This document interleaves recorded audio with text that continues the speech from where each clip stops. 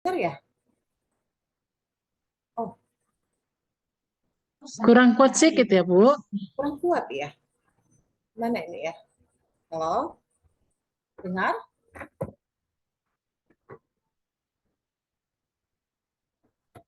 Sudah, Bu? Sudah, Ibu-ibu?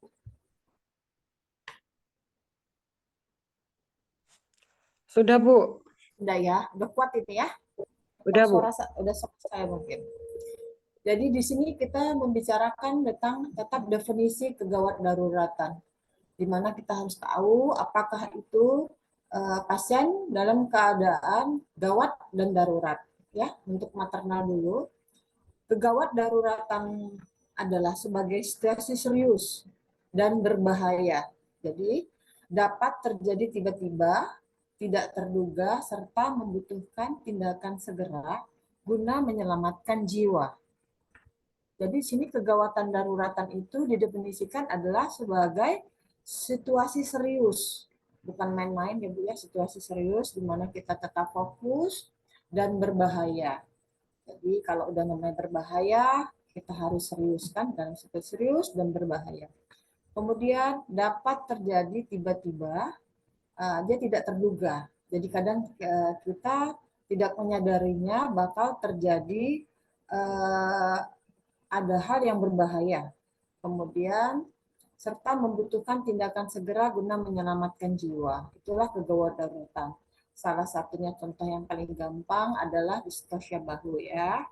Distosia bahu di mana adalah dia situasi serius dan berbahaya. Kenapa serius? Karena jika tidak kita tolong cepat, maka bayi bisa meninggal dunia. Kemudian kalau dia terjadi bisa tiba-tiba dan tidak terduga ya.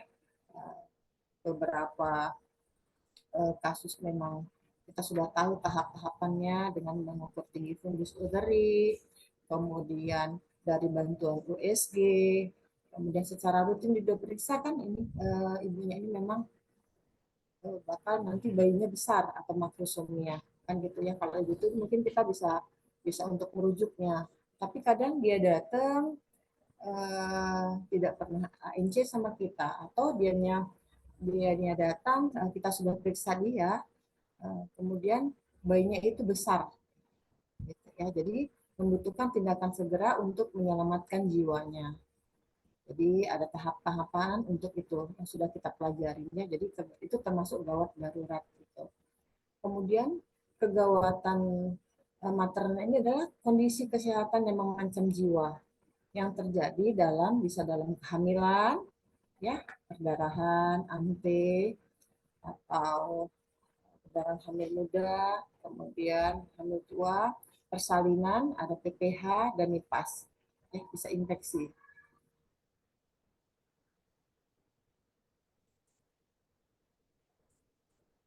Nah, ini kasus gawat darurat obstetrik, kasus obstetrik yang apabila tidak segera ditangani akan berakibat kematian ibu dan janinnya. Jadi kasus ini menjadi penyebab kematian ibu. Di mana kasus gawat darurat obstetrik ya yang tadi kita bicarakan itu kalau tidak segera ditangani akan berakibat memang akibat kematian. Itulah makanya dikatakan gawat darurat. Jadi kita harus segera, cepat, tepat, kemudian yang sesuai dengan berurutannya untuk pengerjaannya kita ya. Jadi di sini kematian ibu dan janin menjadi penyebab kematian. Nah, ini ada menurut Permenkes nomor 19 tahun 2018 tentang sistem penanggulangan gawat darurat terpadu. SPGDT itu tadi ya, tentang kreasi dan alur-alur yang sudah kita pelajari. Kemudian gawat darurat juga adalah keadaan klinis pasien yang membutuhkan tindakan medis untuk menyelamatkan nyawa dan pencegahan kecacatan. Itulah semua. Jadi kegawatan darurat itu secara tiba-tiba, kemudian tindakan untuk menyelamatkan nyawa dan pencegahan kecacatan, semua tertuang.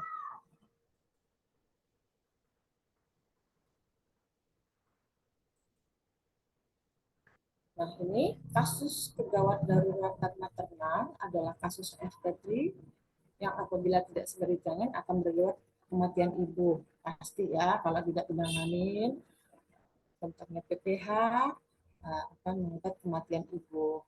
Kemudian janin juga seperti itu kalau tidak ditangani. Untuk hipertensi contohnya, hipertensi dalam kehamilan, janin juga bisa akan meninggal dunia. Kemudian bayi baru lahir apabila terjadi asfiksia, kejang, atau infeksi lainnya. Kemudian kasus gawat darurat neonatus adalah kasus bayi baru lahir yang apabila tidak segera ditangani akan berakibat pada kematian. Tetap sama, baik itu maternal maupun kasus bayi baru lahir, kalau tidak ditangani segera akan berakibat pada kematian bayi.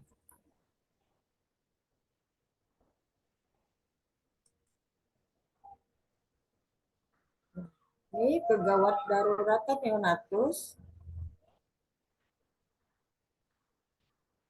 Kegawatan daruratan neonatus adalah situasi yang membutuhkan evaluasi dan manajemen yang tepat pada bayi baru lahir yang kondisi kritis yang mengancam jiwa yang dapat timbul sewaktu-waktu. Di mana kalau neonatus membutuhkan evaluasi. Kita lihat, kita evaluasi dari awal dan kita mempunyai harus manajemen yang tepat pada bayi baru lahir. Ada buku biasanya kan ada modul ya, modul untuk penanganan bayi baik asfiksia dan lain-lainnya ya, yang mengancam jiwa yang dapat menimbulkan sewaktu-waktu. Jadi ini ada prinsip kegawat daruratan, di mana kegawat daruratan dapat terjadi tiba-tiba, kemudian kegawat daruratan dapat timbul sebagai akibat dari suatu komplikasi yang tidak terdeteksi dan tidak ditangani sedini mungkin. Jadi bisa dia karena komplikasi yang tidak terdeteksi dan tidak ditangani sedini mungkin, yaitu dibiarkan. Jadi untuk prinsip kegawat darurat ini, penanganannya itu juga ada 6 ya untuk prinsipnya. Kegawat darurat ini pertama adalah kita harus tahu prinsip dasar untuk permasalahan utama. Jadi prinsip kegawat daruratan ini, penanganannya ini pertama adalah kita harus tahu untuk menegakkan diagnosanya. Itulah prinsip dasar permasalahan utamanya. Diagnosa, kemudian yang kedua adalah untuk menghormati hak pasien, kemudian kelembutan, kemudian komunikatif, hak pasien dan dukungan keluarga atau support keluarga. Itu prinsip untuk kegawat dan darurat. Kemudian yang tadi kecil, sebagian besar gawat darurat dapat dihindari dengan cara perencanaan dengan seksama. Ya, jadi dapat dihindari perencanaan dengan seksama, kemudian petunjuk-petunjuk klinis, kemudian pemantauan secara seksama ibu dan janinnya. Jadi penanganan tadi awal kegawat darurat tetap tenang, tidak panik ya. Walaupun biasanya keluarga pasien dia panik ya. Kemudian kita tetaplah tenang untuk penanganannya sebagai tenaga medis, tetap tenang. Kemudian berpikir secara logis dan pusatkan perhatian terhadap kebutuhan ibu. Kemudian jangan tinggalkan ibu tersebut tanpa ada yang menjaganya. Kemudian ambillah tanggung jawab, hindari kebingungan. Ini nanti kita bahas satu persatu daripada bagaimana prinsip penanganan gadar.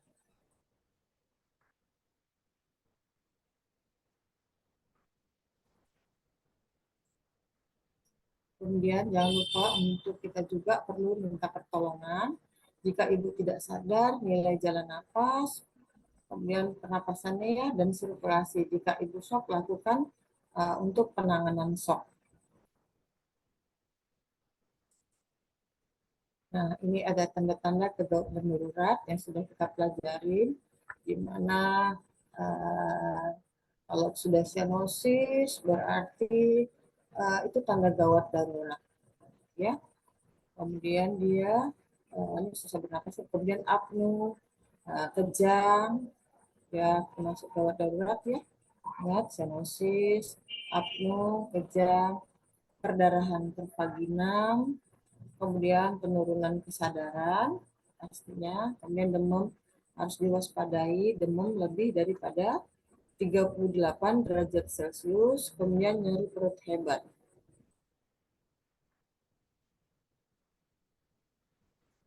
Hipotermi juga sudah nanti kita ingat lagi untuk hipotermi itu termasuk gawat darurat. Nah, semua itu akan menyebabkan pada kematian bayi. Kemudian hipertermia adalah kondisi suhu tubuh yang tinggi. Kemudian hiperglikemi. Nah, apa tadi sebenarnya tujuan daripada kegawatan darurat ini semuanya adalah untuk mencegah kematian ibu, kemudian untuk mencegah kematian bayi, dan mencegah terjadinya kecacatan. Itu semua dilakukan penata laksanaan itu gunanya hanya untuk mencegah kematian ibu. Kemudian, jadi angka kematian ibu masih tinggi kan? Kemudian mencegah kematian bayi, kemudian mencegah terjadinya kecacatan. Diminimalkan ya. Bagaimana pencegahan terjadinya kegawatan darurat? Salah satunya kalau untuk kehamilan adalah pencegahan terjadi kegawatan sini ANC yang berkualitas. Kemudian jadi ada salah satunya buatlah ibu merasa nyaman. Kita sebagai seorang bidan biasanya lebih care untuk pasiennya ya, lebih dekat biasanya. Ada sama dokter spesialis biasanya ibu itu mau bertanya pun dianya akan lupa di apa yang mau ditanyakan biasanya kalau udah berjumpa. Tapi kalau sama bu bidannya, kalau sudah nyaman maka dia akan terus terang apa yang dialaminya, kemudian apa keluhannya, semuanya diceritakan. Sampai kadang hal-hal yang misalnya pribadi pun bisa diceritakannya sama ibu kita ya. Jadi intinya berkualitas.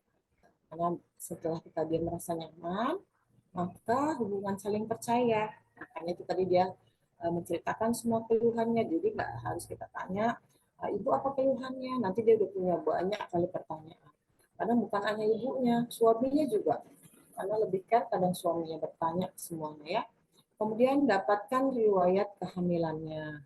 Jangan lupa, contohnya apa di riwayat kehamilannya. Kemudian dengarkan dia dengan cermat. Misalnya riwayat kehamilannya, apakah anak pertama ada seksio, kemudian apakah untuk persalinnya pernah macat, kemudian adakah manual plasenta atau urinnya lengket sampai dibawa ke rumah sakit itu lupa. Jadi riwayat kehamilan sebelumnya itu pun harus kita ingat ya. Kemudian lakukan pemeriksaan fisik secara seksama, head to toe ya. Jadi pemeriksaan fisik itu tidak hanya sepintas, tetapi harus lebih seksama. Di situ kita akan cepat untuk mendapatkan apakah dia gawat darurat atau tidak, seperti itu.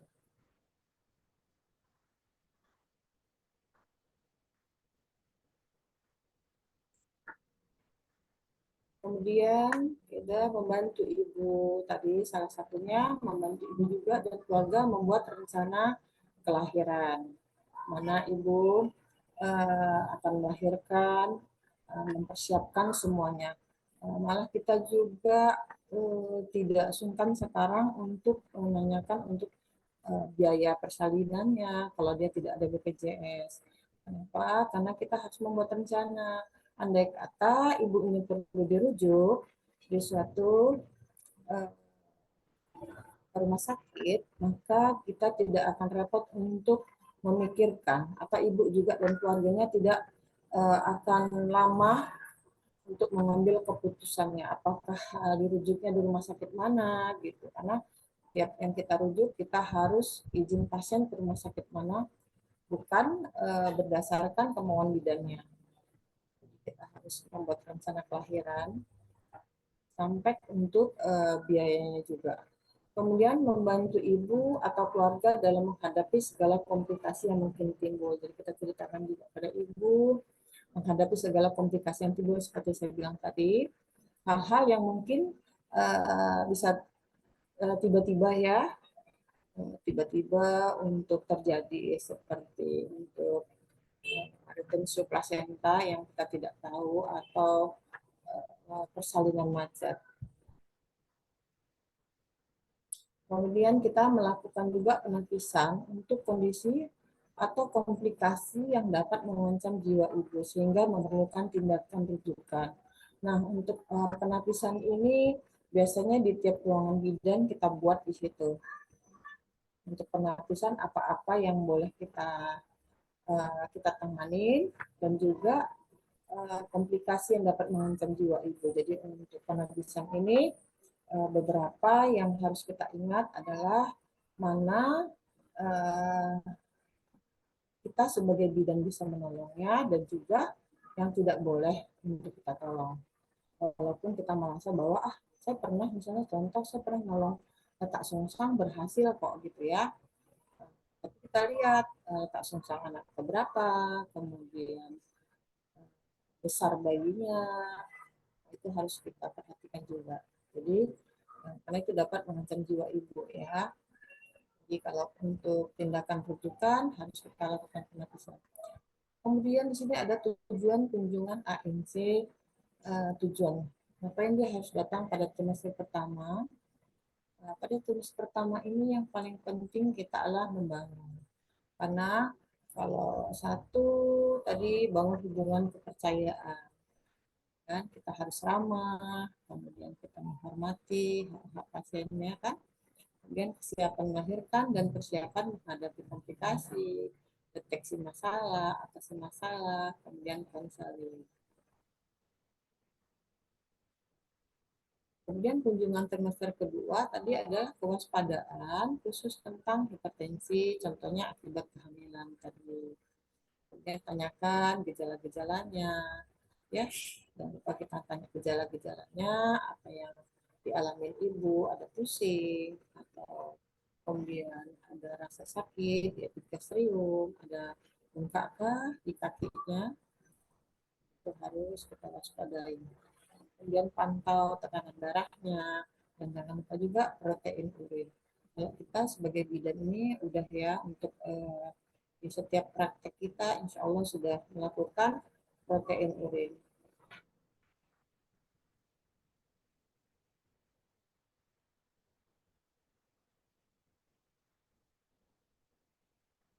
Kemudian tadi semester kedua memberikan konseling di sini pada ibu sesuai kehamilannya. Baik tentang gizinya, kita gizi dari mana kita mau mengetahui gizi ibu hamil, ya. Nah, jadi konseling gizi ibu hamil itu kita ketahui dari pengukuran lingkar lengan atas sebelah kiri atau tergantung ibu itu dominan memakai tangan sebelah mana ya. Jadi lengannya itu kita periksa. Kalau dia dominan sebelah kiri, kita akan sebelah kanan pengukurannya, lilanya.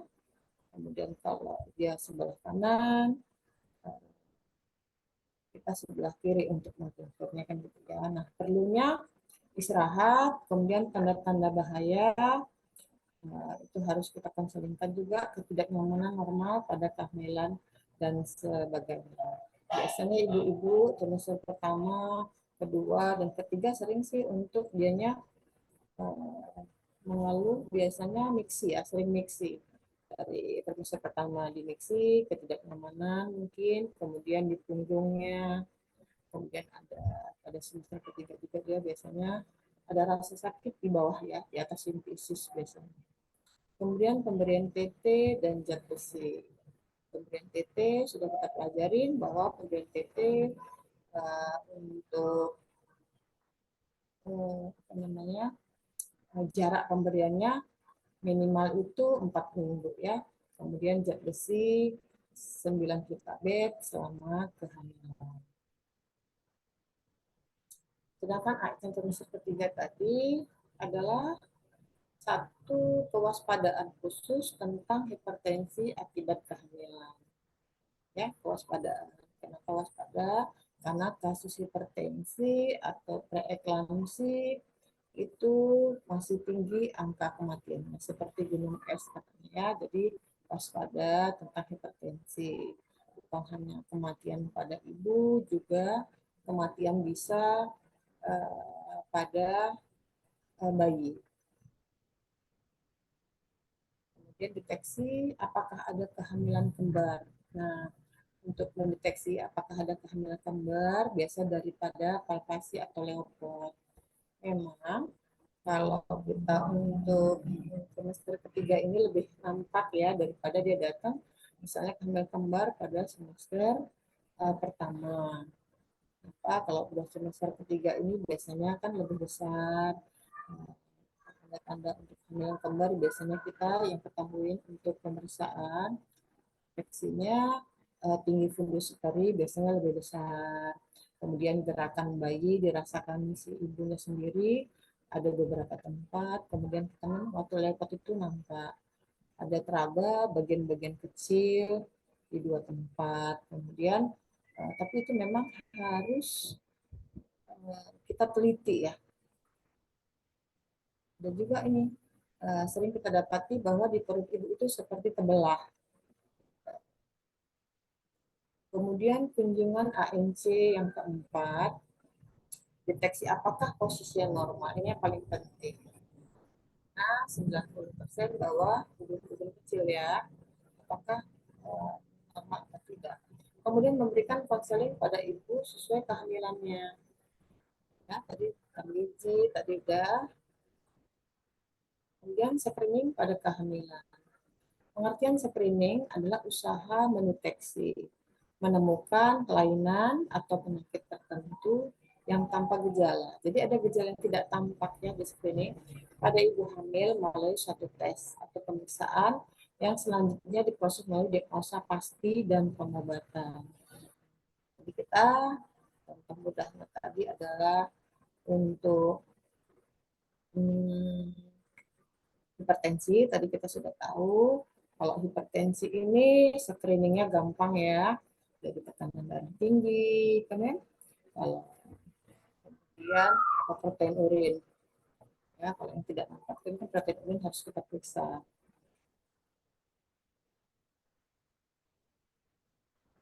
Nah, ini ada pendekatan secara risiko, di mana sebagian besar wanita yang mengalami komplikasi tergolong itu risiko rendah, sebagai risiko rendah. Jadi sebagian besar wanita yang mengalami komplikasi tergolong sebagai, maksudnya secara risiko. Kemudian sebagai besar dari wanita yang mengalami perdarahan pasca persalinan tidak memiliki riwayat yang dapat diprediksi.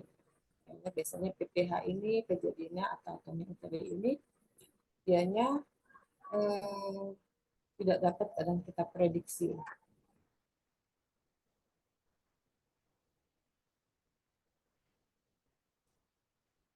Nah, diagnosis kehamilan ada kehamilan normal. Kalau kehamilan normal ini ibunya sehat, tidak ada riwayat episode yang buruk, ya, seperti disebutkan. Kemudian pemeriksaan uterus sesuai usia kehamilan, apakah bayinya makro, dan pemeriksaan fisik dan lab.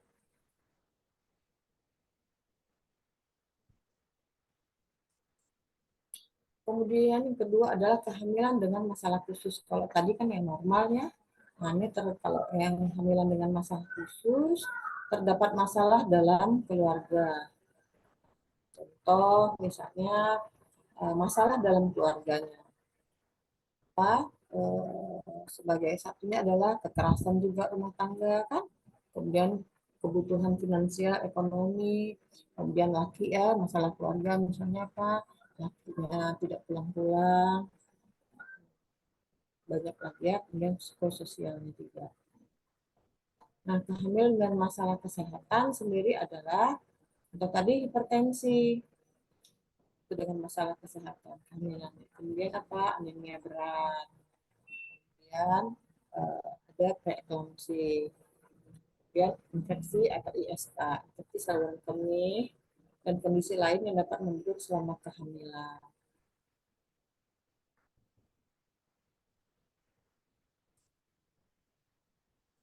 Sedangkan kehamilan dalam keadaan kedaruratan ada tadi adalah perdarahan. Ini kalau perdarahan gawat darurat, dan eklamsi. Jadi perdarahan ini kalau tidak ditanganin akan mengancam ya, mengancam jiwa ibu.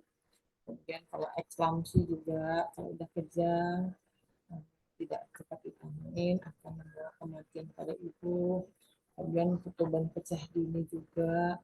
Kenapa dia masuk ke mil tegak daratan? Karena untuk infeksinya lebih besar. Kemudian gawat janin.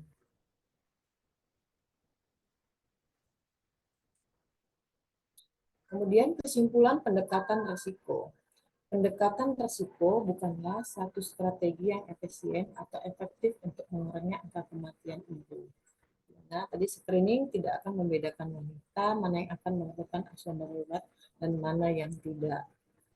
Ini jadi satu strategi yang efisien efektif ya untuk mengurangi kematian kepada ibunya. Kemudian bahkan wanita yang berisiko rendah pun bisa mengalami komplikasi. Jadi yang kita tidak menyangka bahwa akan berisiko, dia berisiko rendah, bisa mengalami komplikasi. Selama ini kehamilannya baik-baik saja, tapi bisa mengalami untuk komplikasi.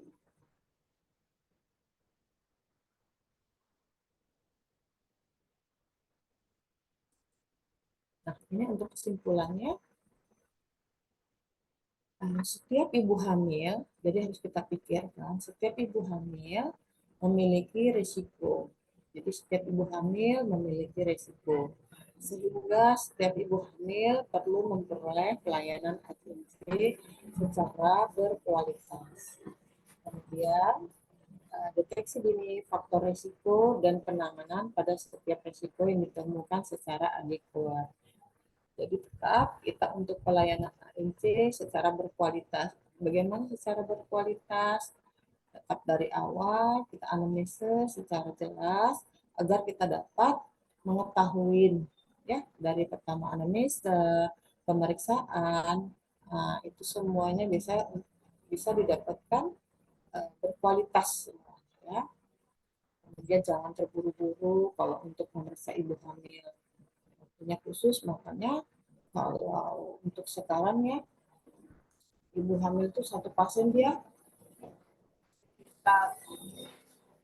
15 menit ya untuk ditanya, kemudian diperiksa. Makanya kita sekarang ada untuk info konsennya, apakah ibu bersedia apabila ibu akan ditanya, kemudian akan diperiksa. Jadi kalau dia yang terburu-buru, kita tidak akan mendapatkan ANC secara berkualitas. Kemudian deteksi dini faktor risiko dan penanganan pada setiap risiko ini diperlukan secara adekuat ya. Ini itu untuk pelajaran kita untuk gadar ini ya. Untuk semuanya tadi, apakah ada yang mau ditanyakan anak-anak, apa ibu-ibu?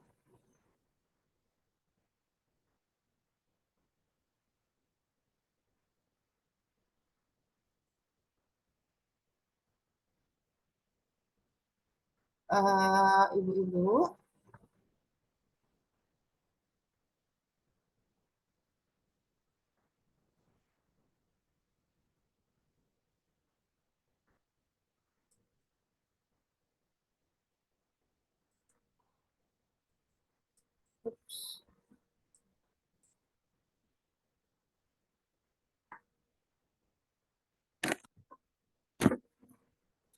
ibu-ibu sekalian, apa ada yang mau ditanyakan tadi?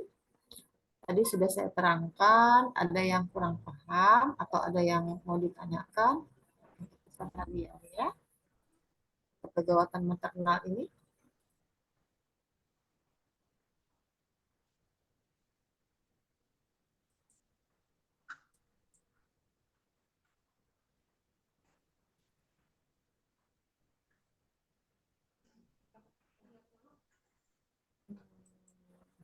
Kayaknya harus di ini ya. Halo ibu-ibu dengar? Dengar, Bu.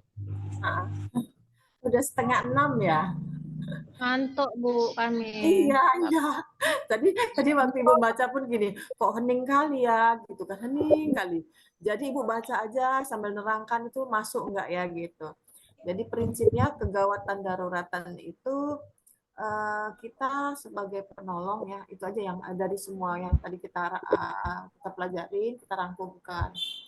Di mana kita harus tahu pertama kasus kita ini gawat darurat atau tidak, kan itu ya dari awal kita belajar tentang gawat daruratan. Dan saya juga diberikan amanah untuk tentang kegawat daruratan itu. Jadi kita ceritanya hanya kegawatan daruratan aja nih kayaknya, ya kan? Ya kan, ibu-ibu. Ya, Bu. Saya pun yang mau nanya pun jadi ngantuk. Jadi yang penting satu, kita jangan panik ya. Jadi prinsip dasar tadi saya ulang lagi bahwa kita mempunyai prinsip dasar sebenarnya. Prinsip dasar untuk penanganan ya. Jadi ada harus diingat ada prinsip dasar. Prinsip dasar itu ada 6. Mungkin ada seperti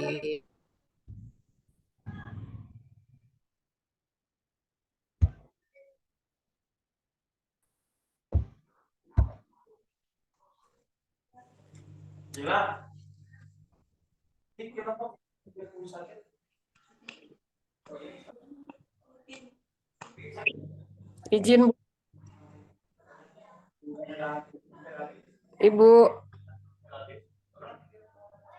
Macet Ibu, macet. Itulah minta materinya biar dipelajari kan. Mau hujan di sini pun Kak Elia Dona duduk-duduk. Ya, benar. Ini lumayan juga nih udah ada kabut. Daerah dingin kan makin makin ngantuk.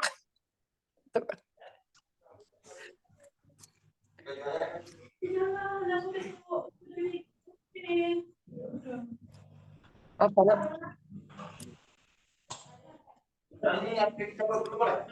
Jaringan itu. Iya.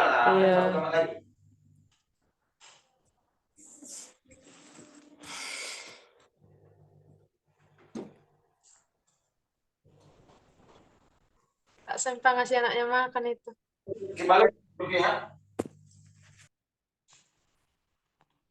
Sayang anak, sayang anak.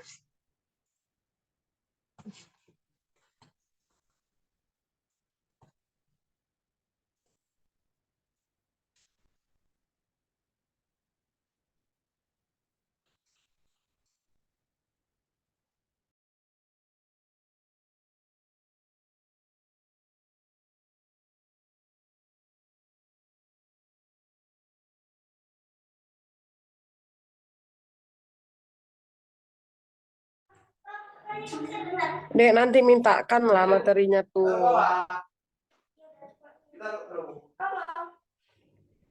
Iya, Biar Kak. kita ya kan.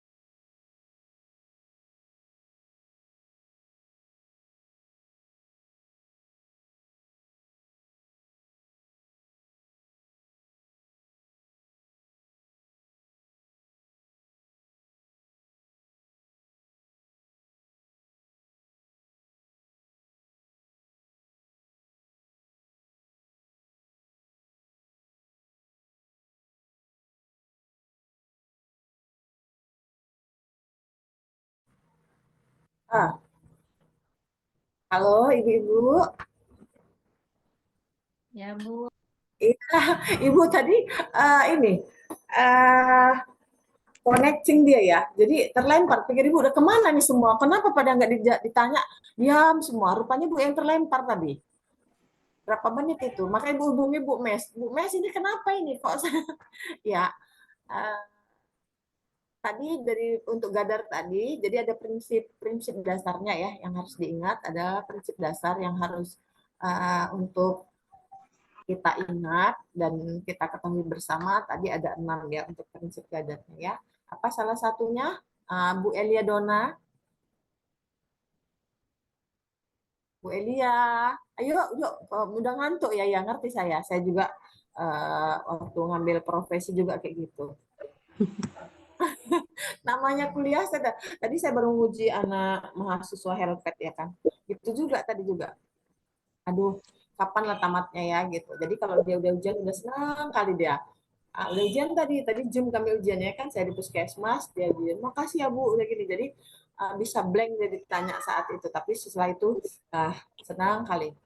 Bu Elia Dona, ini Bu Elia Dona hampir hampir sebaya sama saya, adikan saya berapa tahun ini ya.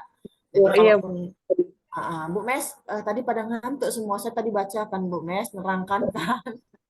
Sunyi senyap biasanya si Rosida, si Sarma, Sarpina ini kan. Nah, yang ingat prinsip dasar untuk penanganan Gadar tadi apa ya Bu? Gadar darurat. Baik. Saya ngantuk berat nih, Bu. Untuk berat ya. Nah, salah satunya adalah prinsip dasarnya adalah tadi Salah satunya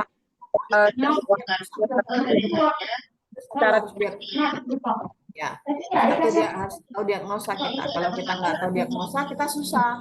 Apakah ini Gadar atau bukan kan gitu. Jadi penanganannya salah satunya itu ya. Jadi diagnosa itu di mana kita dapat, bagaimana kita menegakkan diagnosa. Ya, Bu Sarma, bising kali ya? Kok bising nggak Bu Mes? Enggak, Bu. Ada yang bocor kayaknya, Bu. Bu Sempah ini kayaknya serius ini. Bagaimana kita menegakkan diagnosa ya Bu ya?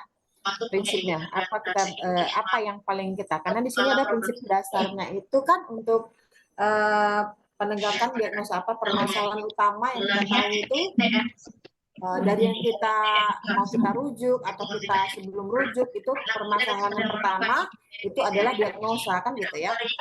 Bagaimana kita tahu diagnosa, misalnya dianya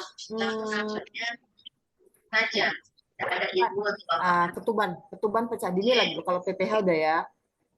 Bu, besok kalau udah bangun ya, cerita ibu sama itu ya Bu Sempah, Bu Sarma, Bu Sempah. Bising sekali loh, Bu. Siapa ini? Iya, saya punya nggak tahu bisa kan Bu Mes. Ya, Bu. Udah sore Bu Mes mungkin, jadi pada sibuk semuanya. Oke. Baik. Berarti saya tunjukkan satu Permenkes yang tadi yang kita terpotong ya. Bahwa yang penting Ibu udah paham, Ibu merujuk itu ada pakai mesin terus Bu. Bising kali lah Bu. Bu Mes gak dengar anak-anak kali, anak ibu-ibu ini semuanya. Bising ya. Padahal udah minum Paramex ya tadi ya. Oke, saya tunjukkan dulu dua slide ini ya untuk mengatakan bahwa nih rujukan tadi kita sudah sepaham bahwa itu dia harus segera, kalau nggak ditolong dia akan mengalami kecacatan ataupun kematian. Rujukan itu ternyata bukan hanya pada pasien, tapi bisa spesimen, bisa juga untuk personal ataupun tenaga yang kita rujuk agar dia dapat pelatihan yang lebih, entah prestasi atau ya keahlian yang khusus. Lalu rujukan kesehatan ini juga kita harus pahami dia untuk preventif dengan promotif. Jadi bagaimana biar dia tambah meningkat ataupun mencegah. Mencegah jangan terjadi eklamsi, mencegah jangan terjadi kecacatan, mencegah jangan terjadi kematian. Lalu kita lihat persiapannya, ini yang ingin saya sampaikan tadi. Kita kalau merujuk haruslah berdasarkan bakso kuda. Jangan kita hanya, oh ya Bu, saya bawa surat. Oh ya Bu, saya udah bawa duit. Oh ya, nah, kita ikutin. Bidan harus ikut mendampingi. Kemudian alatnya dibawa apa yang diperlukan sesuai dengan kasus yang kita Tetap ya Bu Mes. bawa. Keluarganya harus kita sertakan, apakah suami atau siapa. Suratnya kita buat yang sudah lengkap isinya, apa yang sudah kita kasih terapinya, apa yang sudah kita lakukan tindakannya.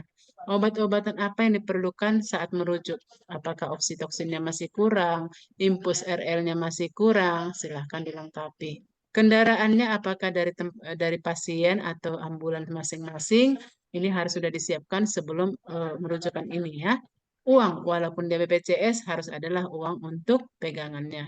Darah dan doa. Jadi ini basic kita sama-sama untuk dalam merujuk. Jadi sebelum merujuk ini berarti tadi ada berarti distabilitaskan dulu, lalu dirujuk. Sesudah dirujuk nanti kita pahami interfasilitas itu. Apa yang akan terjadi di UGD. Biar jangan ada kesalahpahaman. Kok nggak ditangani ya punya saya ternyata punya kita masih yang hijau. Punya yang lain sudah merah. Jadi kita di situ bisa menjelaskan pada pasien, Ibu itu hak gawat darurat. Kalau kita kan udah stabil, hanya menunggu apa kata dokter untuk selanjutnya. Seperti itu ya. Oke, mekanisme rujukan ini kita lihat tadi, ini yang dibilang dari Bu Rosida tadi, kegawat daruratan itu boleh dari kader, bidan, puskesmas, ataupun pustu. Lalu kita tentukan tadi kan, sudah ada SPGT-nya, ke rumah sakit mana kita sudah jalin kerjasama, kemudian berikanlah informasi itu yang lengkap. Ada kalanya kita misalkan, ini pasiennya baru melahirkan 3 jam yang lalu atau 1 jam yang lalu. Dikasih tahu, apakah sudah dikasih Fitka? Jangan-jangan karena tadi dia aspeksia lupa Fitka atau yang lain. Karena mereka jadi bingung, ini udah dikasih apa belum ya? Nah, mempengaruhi untuk keselamatan pasien. Lalu kirimkanlah informasi, lalu persiapan penderita. Jadi penderita itu jangan dibawa pada saat yang di jalan pasti mati. Nah, nggak boleh ya. Jadi disiapkan dulu, lalu persiapan penderita ini dan tindak lanjutnya. Nah, ini yang harus kita pahami. Kita keterlambatan tipe 1. 3T, iya. Tapi kita pahami dulu. Kalau kita masuk dalam mana? Terlambat tipe 1 itu bisa disebabkan karena dari pasien atau keluarga. Maksudnya, aduh ini terlalu parah, atau ibunya gimana gitu, atau nggak ada status ekonominya, nggak ada duit BPJS atau bagaimana. Itu tipe 1. Nah, faktor lingkungan, mungkin sanksi akan pelanggaran itu isu sosial ya. Lalu yang di tipe 2, nah ini dia. Tipe 2 itu jarak ternyata dari klinik kita ke rumah sakit jauh. Jadi kita tahu nih bahwa ini gak darurat, tapi karena jaraknya terlambat juga kita sampai di rumah sakit. Transportasinya atau jalannya yang rusak. Biayanya yang tidak ada tadi. Kemudian faktor untuk mendeteksi. Kita nggak tahu, ini kira-kira nanti bisa nggak saya tolong ya? Ini kira-kira nanti kenapa ya kok bisa perdarahan ya? Ternyata kita nggak tahu dia PPH. Kita nggak tahu dia sudah termasuk dalam eklamsi. Nah, seperti itu. Ini sudah tipe 2. Yang tipe 3 itu sumber daya yang kurang baik. Kita tahu ini PPH, ini atau nih, tapi kita nggak mampu melakukan KBI yang baik, KBE yang baik. Nah, ini termasuk terlambat tipe 3. Kurangnya sarana. Oh ya, ini harus dirujuk, Bu, tapi kita nggak ada mobil, gimana? Nah, terlambat juga. Itu yang tipe 3. Kemudian fasilitas ke sekunder, tersier menumpukan penumpukan pasien. Kita pergi ke tempat rumah sakit yang kita yang nomor sekian baru ditangani. Kan ada rumah sakit lain yang mungkin sama. Kapasitasnya bisa menolong kita seperti itu. Oke. Lalu komunikasi. Kita nggak jelas komunikasinya sama pihak rumah sakit. Saya kirim ya pasien, sampai di sana nggak ada yang mau ditanyain gimana. Nggak boleh ya. Nah, jadi kita lihat rujukan ini maternal di Indonesia ini dari fasilitas itu baik dari pasien ataupun dari rumah sakit. Nah, pasien, puskes, lalu ke rumah sakit. Ada tipe A, tipe B. Yang mana ponet, yang mana non-ponet. Nah, syaratnya apa? Yang efektif itu pusat rujukannya harus sumber daya yang dapat diandalkan. Kalau kita bilang, ini bayi nih, bayi yang harus mendapatkan resusitasi ataupun asfiksia. Ada kalanya di rumah sakit kami nggak punya loh. NICU kami hanya ini, banyak lah alasan. Jadi pastikan dulu. Nah, kalau memang udah nggak ada katanya di situ nggak usah. Sini nggak ada lah, nggak usah. Sistem komunikasi umpan balik antar fasilitas. Nah, jadi kalau kita merujuk pasti ada balasan. Kalau tidak, kita nanti jadi blank. Kesepakatan protokol lokal, petugas sudah menggunakan protokol. Protokol ini pasti sesuai dengan standar. Makanya kita harus baca standarnya apa. Nah, mungkin itu besok nanti saya tunjukkan standarnya tadi ya, tapi bisa share masing-masing juga. Terdapat kerjasama antar penyedia fasilitas, kita dengan rumah sakit ada sebelum ini udah menjalin kerjasama. Sistem pencatatan dan mekanisme standar. Dah, sedikit lagi, mekanisme koordinasi integrasi sinkronisasi dan terima kasih. Nah, itu yang sudah dapat tadi, triasenya sudah dapat tadi, apa yang pra, inter, dan intra, bagaimana cara menstabilisasinya. Tinggal besok kita bahas sedikit lagi. Apa-apa saja sebenarnya, kita rangkum nih, apa-apa saja kegawat daruratan itu. Lalu, udah bisa berarti menceritakan besok ya. Kalau tadi masih blank ya. Oke, dan nanti terakhir di minggu depan kita tinggal berapa nih hasil kerja kita bidan nih. Kira-kira tercapai nggak? Atau malah AKI Indonesia, kenyataan ya. Ini nggak kerja kita sendiri kan. AKI Indonesia masih tinggi. MDGs belum berhasil. Nah, kita lihat kira-kira di mana nih selipnya. Bagaimana cara pencatatannya. Oke? Mungkin ini dulu ya. Baik, terima kasih kepada ibu-ibu yang semua sudah sangat semangat sampai sore hari ini. Sangat Sebenarnya lelah kalau mereka, Bu, Bu Mes. ya benar. Buka kameranya ya, biar kita dokumentasi yuk. Nah kan saya lupa absensi belum saya buatkan. Udah dibuat belum absensi tadi? Ayo. Absensi saya kirimkan dulu linknya ya, biar nanti ibu-ibu bisa isi linknya. Oke.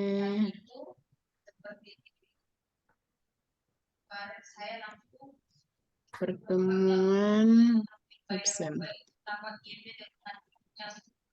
Sambil absen ya Bu Mes. Ya, kita buat absen ya, absen. Yang paling penting itu tetap ya ibu-ibu sekalian, kita tahu untuk tadi ya diagnosa tadi ya. Jadi kita karena untuk rujukan tadi Mbak Suku juga itu kan ada rujukan. Di rujukan itu kalau kita misalnya agak ragu untuk buat diagnosanya kan tiap bidan mempunyai rujukan, buat rujukan sendiri ya.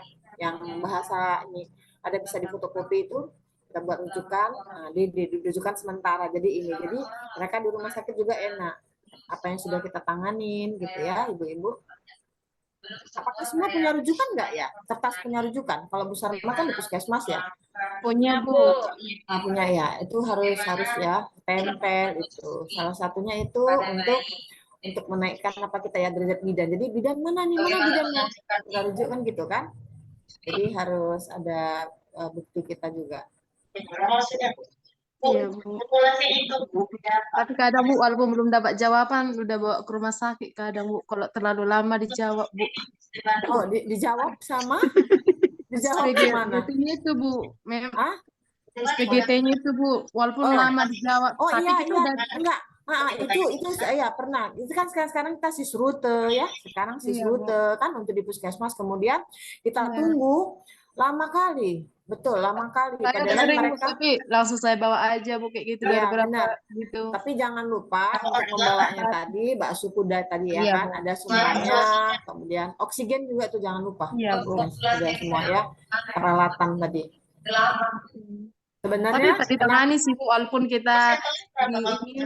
Tapi kan ini banyak antri pasien katanya gitu kan, tetap tangani sih. Cuman kamu nggak lihat ini ada KLB baru KLB, kebetulan ada juga habis kecelakaan gitu kan, sama ada kebakaran gitu waktu pada saat saya merujuk kan kebetulan. Cuman kita tangankan karena beda juga itunya polis sama apa. Bu Rosida Mm-mm. mengirim pasien apa? Mengirim pasien yang reaksinya Waktu itu warna kan apa? Bu, ada kemarin itu ada 2, ada yang pendarahan, cuma udah saya pasang infus dua jalur juga, udah sampai pasang kateter juga Bu, udah saya ini.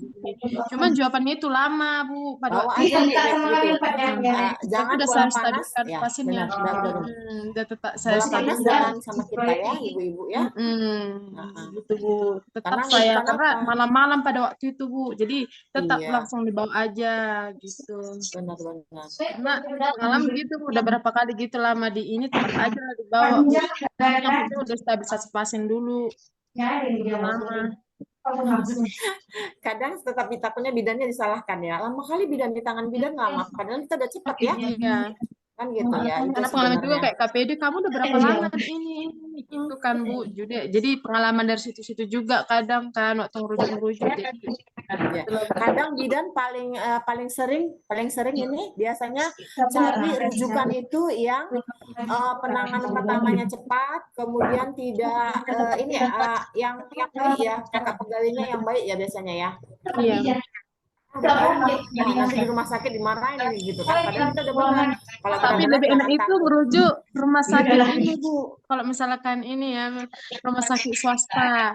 Kalau rumah sakit swasta kita marah-marahin. Tapi kalau rumah sakit umum kita marah-marahin memang Bu. Kenapa ya? Iya, iya Bu. Rumah sakit kalau swasta kita nggak kena marah. Tapi kalau negeri pasti kita itu kayak mahasiswa nanti ada kakak Ada bidan salah kayak aja ya, ada salah aja. Padahal Iya, kita udah lengkap ini enggak. pasti. Kadang kita makanya saya bilang kita harus bawa rujukan, kemudian catatan yang pas sudah kita berikan.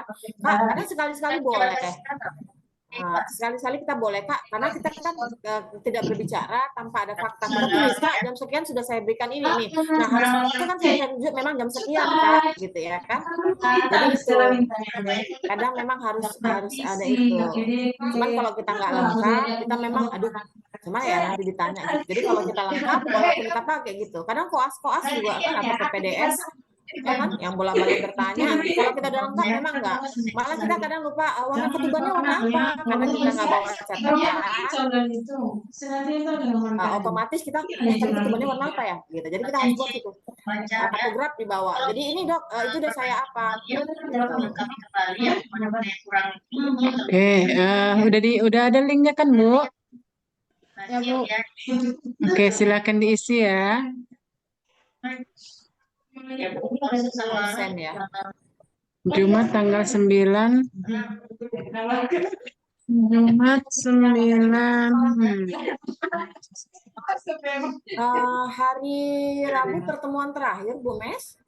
Iya Bu, Rabu pertemuan terakhir dengan Jumat. Oke, ada Jumat.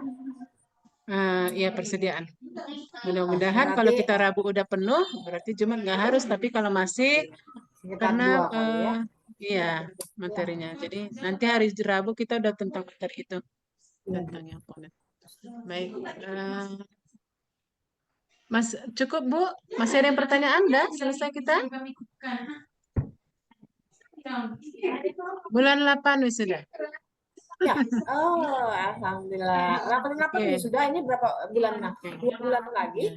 Tapi kan ada ini ya Bu, ada UKOM. Itu tadi ibu-ibu ingat yang dikasih Bu Mes tadi itu saya ingat ada rujukan itu rujukan itu biasanya ada masuk juga itu kalau untuk UKOM. Rujukan apa gitu, ada 3 atau berapa tadi itu salah satunya masuk biasanya.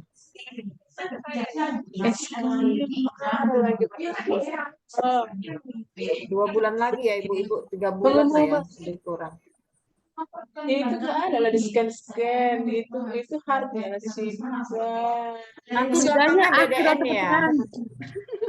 Bu Mes, itu Bu Mes tuh yang tahu tuh ya untuk di kampusnya ya. Bentar ya Bu, saya tutup jam bentar. Tutup. Ya, bentar ya Bu. Baik, mungkin sampai sini dulu pertemuan kita. Bu, ada yang tanya itu Bu, masih ada. Bu. Oke. Kapan wisudanya itu kapan? Awal, pertengahan, atau akhir gitu. Biar semangat. Karena saya juga Iya waktu Bu, biar mahasiswa bisa gitu. mempersiapkan dari sini. Ya bajunya ya. Untuk saat ini sepertinya kejarlah pembimbing Ibu, kasih hasilnya agar nanti ethical clearance Ibu udah selesai.